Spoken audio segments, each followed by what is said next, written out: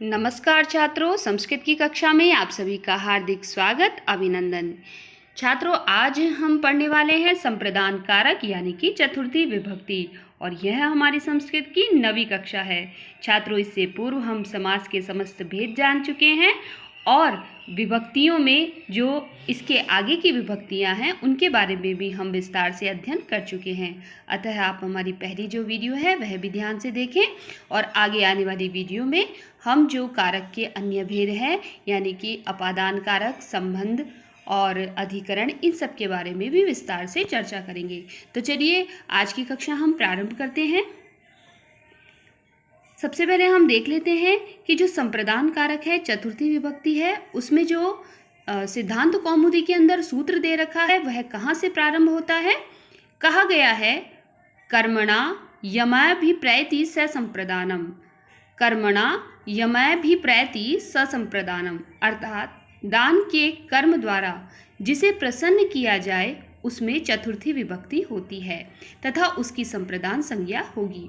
देखिए छात्रों, ध्यान दीजिएगा, ये तो हम सभी जानते हैं कि दान के अर्थ में चतुर्थी विभक्ति होती है, लेकिन यहाँ जिज्ञासा यह होती है कि किस में होगी, क्या दान देने वाले में होगी या दान लेने वाले में होगी।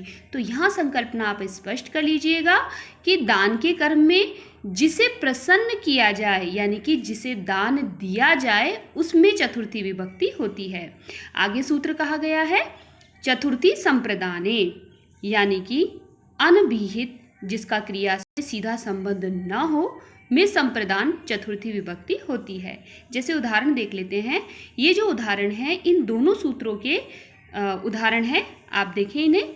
विप्राय गाम ददाती, विप्राय गाम ददाती, ब्राह्मण को दान देता है, यानी कि यहाँ दान दिया जा रहा है विप्र को, तो विप्राय यहाँ चतुर्थी विभक्ति हुई और क्रिया से इसका सीधा संबंध नहीं है क्योंकि दान देने वाला कोई और है। अतः जो अनभिहित है जिसका क्रिया से सीधा संबंध नहीं है उसमें चतुर्थी विभक्ति होती है। तो मैं समझती हूँ कि यह संकल्पना आपको स्पष्ट हो गई होगी। अग्रिम उदाहरण है भामाशाह प्रतापाय धनम ददाति, भामाशाह प्रतापाय धनम ददाति। तो दोनों सूत्रों को याद कर लीजिए, जिसे दिया जाए उसमें चतुर्थी और जिसका क्रिया से सीधा संबंध ना हो उसमें चतुर्थी। आगे हम देखेंगे एक विशेष बात है कि यदि वस्तु हमेशा के लिए देनी हो तो ही चतुर्थी, क्योंकि दान का मतलब ही क्या होता है, जो वापस ना लिया जाए, तो दान में ही चतुर्थी होती है। और कुछ समय बाद यदि लेनी है तो वह वहाँ पर कौन सी विभक्ति होगी, षष्ठी होगी। जैसे कि हम धोबी को कपड़े प्रेस करने के लिए देते हैं, धोने के लिए देते हैं, तो वो दान नहीं होगा, हालांकि दान की क्रिया तो वहाँ भी हो रही है। ऐसे दान में वो दान नहीं कहलाएगा, वो तो हमारा एक कार्य है जिसको हम अन्य से संपादित करवा रहे हैं। केवल एक देना क्रिया है कि हम किसी को दे रहे हैं जो चीज़ हमें वापस लेनी है, तो ऐसी क्रिया में षष्ठी विभक्ति होगी, चतुर्थी विभक्ति नहीं होगी। उदाहरण देख लेते हैं।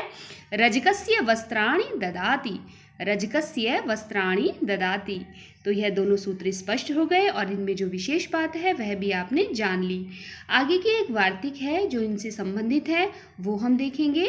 क्या कहा गया है कि क्रियया यमभिप्रैति सो अपि संप्रदानम, अर्थात क्रिया के द्वारा जो अभिप्रेत हो उसकी संप्रदान संज्ञा होने से चतुर्थी विभक्ति होती है।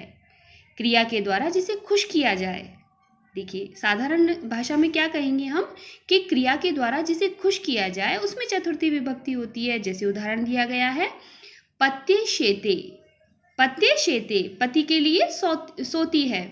मातृपितृभ्याम धनम अर्जयति, माता पिता के लिए धन को इकट्ठा करता है या धन का अर्जन करता है।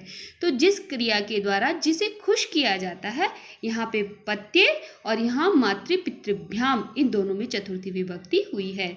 तो यह वार्तिक भी आपको समझ में आ गई होगी। छात्रों, आगे के सूत्र को हम देखते हैं। कहा गया है रुच्यर्थानां प्रीयमाणः, रुच्यर्थानां प्रीयमाणः।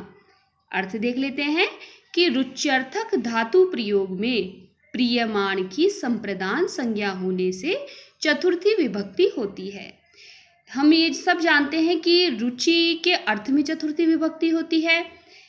लेकिन अब यहाँ ध्यान देने वाली बात यह है कि किस में होगी, चतुर्थी विभक्ति होगी किस में, जिसको प्रिय लगे उसमें, जिसको जो चीज प्रिय लग रही है उसमें, ना कि उस वस्तु के अंदर होगी। जो वस्तु प्रिय लग रही है, किसको प्रिय लग रही है, उसमें चतुर्थी होगी। उदाहरण देख लेते हैं। बालकाय मोदकम रोचते, बालकाय मोदकम रोचते। तो मोदक जो है वह किसको अच्छे लग रहे हैं, बालक को, इसलिए यहाँ चतुर्थी विभक्ति बालक में हुई है। अगला जो हमारा उदाहरण है वह देख लेते हैं। हरये भक्ति ही रोचते, हरये भक्ति ही रोचते। भक्ति किसको अच्छी लगती है, हरि को, तो जिसको अच्छी लग रही है उसमें चतुर्थी। तो सूत्र का अर्थ आप समझ गए होंगे उदाहरण से। रुच्यर्थानाम प्रियमाणः, रुच्यर्थक धातु प्रयोग में प्रियमाण की यानी कि जिसको प्रिय लग रहा है उसकी संप्रदान संज्ञा होती है। आगे हम देखेंगे अगला जो सूत्र है। श्लाघ्नु स्थाशपाम गिप्यस्यमानः, अर्थात श्लाघ यानी कि प्रशंसा, नु यानी कि छिपाना, स्था यानी ठहरना तथा शप यानी उल्हाना देना क्रियाओं के योग में जहाँ अभिष्ट बतलाना हो वहाँ संप्रदान संज्ञा होने से चतुर्थी विभक्ति होती है। तो मतलब ये जो सूत्र है वह विशिष्ट धातुओं की ओर, विशिष्ट शब्दों की ओर हमारा ध्यान आकर्षित कर रहा है कि जहाँ श्लाघ, नु, स्था, शप इत्यादि क्रियाएं हमें दिखाई दे वहाँ हमें संप्रदान यानी कि चतुर्थी विभक्ति करनी होगी। उदाहरण देख लेते हैं। श्लाघ गोपी स्मरात् कृष्णाय श्लाघ्यते, गोपी स्मरात् कृष्णाय श्लाघते, यानी कि गोपी के स्मरण से क्या हो रहा है, कृष्णाय श्लाघते, श्री कृष्ण की प्रशंसा हो रही है। तो यहाँ कृष्णाय श्लाघते, श्लाघ के योग में यहाँ कृष्णाय में चतुर्थी विभक्ति हुई है। गोपी स्मरात् कृष्णाय नुते, गोपी स्मरात् कृष्णाय नुते, छिपना अर्थ के अंदर यहाँ पर चतुर्थी विभक्ति हुई है।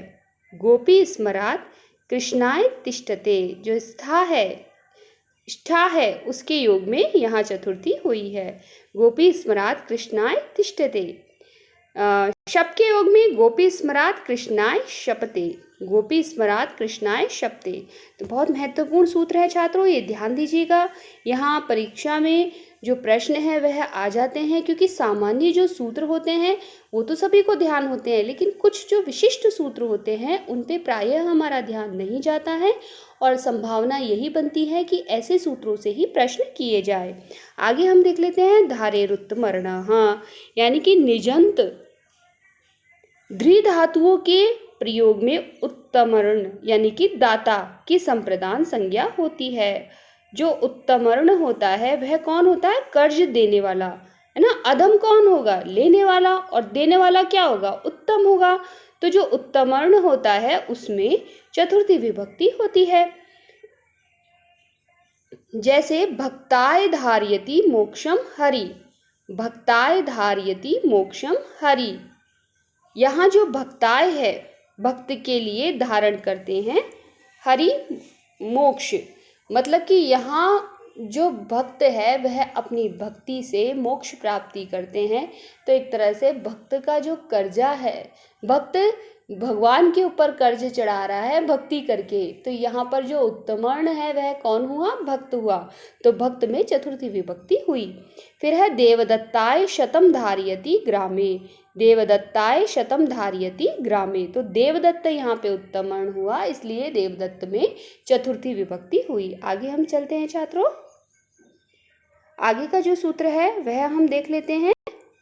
स्पृहेरीप्सितः, स्पृहेरीप्सितः, ये सूत्र क्या कहता है कि स्पृह धातु के प्रयोग में इष्ट की संप्रदान संज्ञा होने से चतुर्थी विभक्ति होती है। साधारण भाषा में हम कहें तो जिसे प्राप्त करने की इच्छा की जाए उसमें चतुर्थी होती है। स्पृहेरीप्सितः, जिसे प्राप्त करने की इच्छा की जाए उसमें चतुर्थी विभक्ति होती है। जैसे पुष्पेभ्यः स्पृहयति, पुष्पेभ्यः स्पृहयति, यानी कि पुष्प की इच्छा करता है, फूलों की इच्छा करता है। अब यहाँ विशेष क्या है कि ईप्सित तमम में कौन सी थी, आप स्मरण करें, द्वितीय विभक्ति थी। ईप्सित तमम अगर आ जाएगा मतलब कि चाहिए ही चाहिए कोई वस्तु, तो वो वहाँ कौन सी विभक्ति होगी, द्वितीय। और एक सामान्य इच्छा प्रकट की जाए तो उसमें चतुर्थी विभक्ति होगी। द्वितीय का भी उदाहरण देख लेते हैं, पुष्पाणि स्प्रयति, पुष्पाणि स्प्रयति। अब यहाँ प्रयोग और अर्थ के आधार पर, जो भाव है उसके आधार पर आपको लगानी पड़ेगी। द्वितीय लगी है तो आप समझिए कि जो करता है उसको वह हर दशा में वह वस्तु चाहिए, और यदि चतुर्थी लगी है तो इसका मतलब है कि एक सामान्य इच्छा उसकी है। यही अंतर इन दोनों में आता है, ईप्सित में और ईप्सित तमम में। चलिए आगे देखते हैं हम। आगे का जो सूत्र है वह है क्रुद्ध दुहेर्षासूयार्थानां यम प्रतिकोपः। क्रुद्ध दुहेर्षासूयार्थानां यम प्रतिकोपः, अर्थात क्रुद्ध, दुह, ईर्ष्या तथा असूय अर्थ वाली धातुओं के योग में जिसके ऊपर क्रोधादि किया जाए, देखिए जिसके ऊपर क्रोधादि किया जाए उसकी संप्रदान संज्ञा होती है, और उसमें जहाँ संप्रदान संज्ञा होगी उसमें चतुर्थी विभक्ति होगी। देख लेते हैं उदाहरण, गुरुः शिष्याय क्रुध्यति, गुरुः शिष्याय क्रुध्यति। जो गुरु है वह शिष्य के ऊपर क्रोध कर रहे हैं, तो जिस पे क्रोध किया जाता है उसमें चतुर्थी हुई। शिष्य पर क्रोध कर रहे हैं तो शिष्याय। दुष्टः सज्जनाय दुह्यति, जो किससे द्रोह करते हैं, दुष्ट सज्जनों से, तो सज्जन में यहाँ क्या हुई है, चतुर्थी हुई है। खलः सज्जनाय ईर्ष्यति, खल यानी वही दुष्ट सज्जनों से ईर्ष्या करते हैं, तो यहाँ सज्जन में चतुर्थी विभक्ति हुई। प्रजाः नृपाय असूयन्ति, प्रजाः नृपाय असूयन्ति, यहाँ पे असूय अर्थ में चतुर्थी विभक्ति हुई है, नृपाय में यहाँ चतुर्थी विभक्ति है। एक विशेष बात है वह हम यहाँ समझ लेते हैं, अपवाद स्वरूप ये देखी जाती है। उदाहरण है हमारे पास में, भार्याम ईर्ष्यति, भार्याम ईर्ष्यति, यहाँ क्रोध वास्तविक नहीं है, अतः द्वितीय विभक्ति होगी। मतलब पत्नी से थोड़े समय के लिए नाराज हो गया, ईर्ष्या करने लग गया, तो वो क्या होता है, ये तो एक आपसी प्रेम सौहार्द है, कुछ समय के लिए ऐसा होता है, वास्तविक क्रोध वह नहीं होता है। इसलिए जहाँ क्रोध वास्तविक हो वहाँ चतुर्थी विभक्ति होगी, जहाँ वास्तविक क्रोध नहीं है केवल दिखावटी है वहाँ पर चतुर्थी विभक्ति नहीं होगी। इसलिए यहाँ भार्याम ईर्ष्यति द्वितीय विभक्ति का प्रयोग हुआ है। आगे हम देखेंगे छात्रों, आगे हम देखते हैं आगे का जो सूत्र है वह इसका अपवाद स्वरूप देखा जाता है। कहा गया है कि क्रुद्ध द्रुहोरुपसृष्टयो कर्म, क्रुद्ध द्रुहोरुपसृष्टयो कर्म, अर्थात उपसर्ग पूर्वक क्रुद्ध तथा द्रुह धातुओं के योग में जिस पर कोप आदि किया जाए उस कारक की कर्म संज्ञा होती है। अभी हमने कहा कि क्रोध, द्रुह, ईर्ष्या इत्यादि में चतुर्थी करनी है, लेकिन यहाँ नई शर्त ये जुड़ गई है कि उपसर्ग है। यदि इन धातुओं के आगे उपसर्ग लगा हुआ है तो वहाँ चतुर्थी नहीं हो करके और द्वितीय विभक्ति होगी, उसकी कर्म संज्ञा होगी। द्वितीय विभक्ति के प्रसंग में भी हमने यह बात पढ़ी थी, उसी की यहाँ पुनरुक्ति हो रही है। जैसे उदाहरण देख लेते हैं हम, क्रूरम अभिक्रुध्यति, क्रूरम अभिधुयति। यहाँ जो क्रूरम है उसमें चतुर्थी न हो करके और द्वितीय विभक्ति हुई है, कर्म संज्ञा हुई है।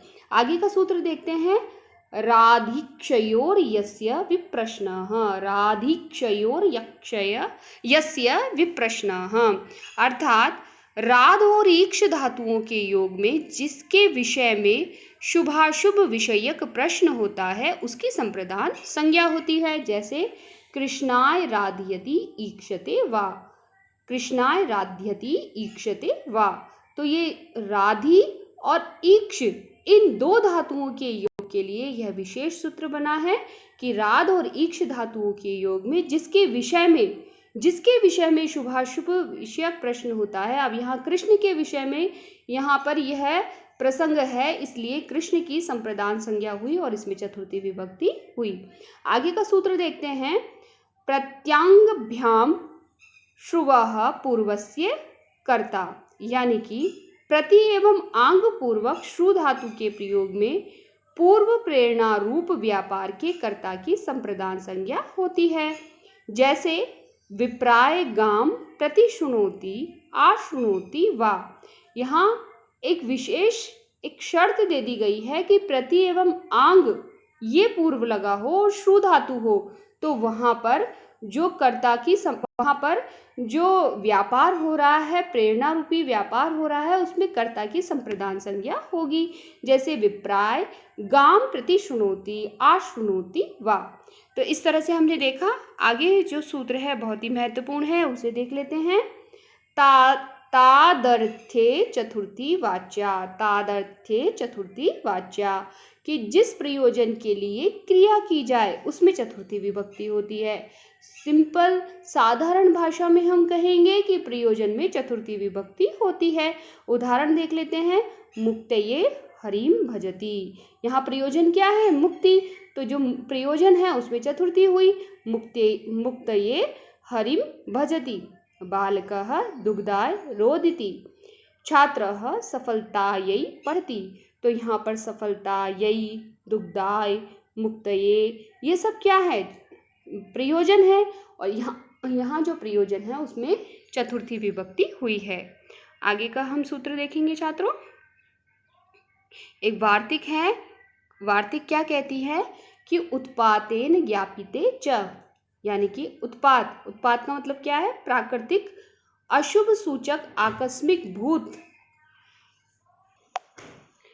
विकार से सूचित अर्थ में चतुर्थी विभक्ति होती है। जैसे उदाहरण है वाताय कपिला विद्युत।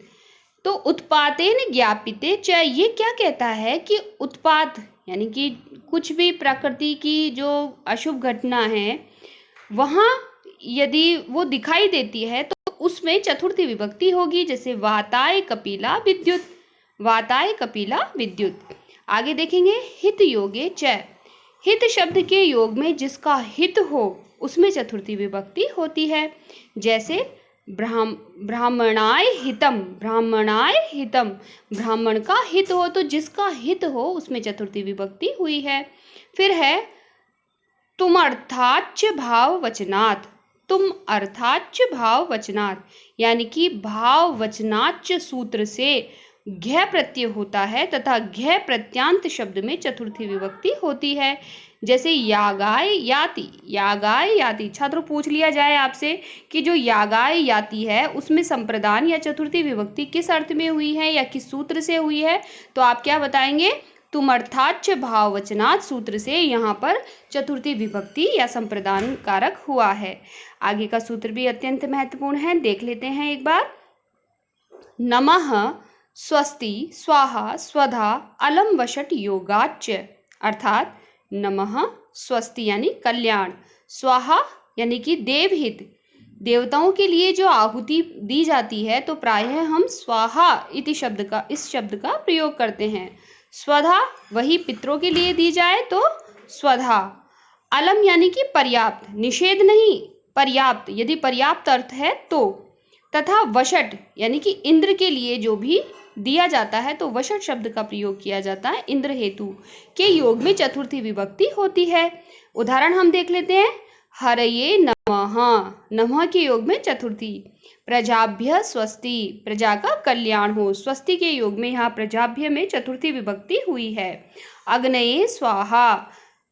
स्वाहा अग्नि देवता है इसलिए यहाँ पर स्वाहा।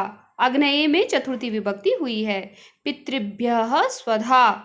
इसी तरह से इंद्राय वशट। दैत्येभ्यः हरि अलम। दैत्य के लिए हरि भगवान विष्णु, अलम बहुत है, यहाँ निषेध नहीं है, पर्याप्त के अर्थ में चतुर्थी विभक्ति हुई है। और यदि निषेध अर्थ होगा तो कौन सी होगी? तृतीया विभक्ति होगी। आगे हम देखते हैं, वही बात कही गई है। अलम निषेध अर्थ में तृतीया होती है। जैसे कि अलम भाषणेन, क्या बहुत हो चुका भाषण, तो हम क्या कहेंगे? अलम भाषणेन, और उसमें तृतीया विभक्ति होगी। और पर्याप्त अर्थ होगा तो चतुर्थी विभक्ति होगी। आगे हम देखते हैं। उपपद विभक्तेः कारक विभक्तिर बलीयसी। उपपद विभक्तेः कारक विभक्तिर बलीयसी, ये कहता है कि उपपद विभक्ति कारक विभक्ति से प्रबल होती है। अगर आप में कन्फ्यूज़न हो रहा है कि हम यहाँ उपपद मुख्य होगी या चतुर्थी मतलब मुख्य विभक्ति मुख्य होगी, तो आप यहाँ इस सूत्र का स्मरण कीजिएगा कि उपपद विभक्तेः कारक विभक्तिर बलीयसी, यानी कि उपपद विभक्ति कारक विभक्ति से प्रबल होती है। बिल्कुल कंफ्यूज नहीं हुई है, आप उपपद विभक्ति वहाँ पर लगा दीजिए। जैसे नमस्करोति देवान, नमस्करोति देवान, यहाँ पर नमः क्या कहा गया है?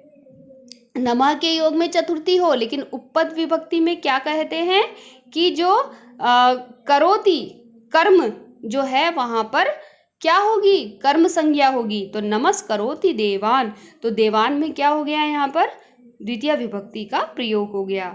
तो मैं समझती हूँ कि ये सूत्र आपको समझ में आ गया होगा। छात्रों, आज इस कक्षा में हमने संप्रदान कारक की विस्तार से चर्चा की, उसको जाना, समझ सूत्रों को समझा। और यदि हमारी वीडियोस आपको पसंद आ रही है तो प्लीज़ इसे लाइक कीजिए, शेयर कीजिए और हमारे चैनल को सब्सक्राइब कीजिए। आगे की वीडियो में हम अपादान कारक को इसी तरह से और विस्तार से पढ़ेंगे। तब तक आप सभी को धन्यवाद।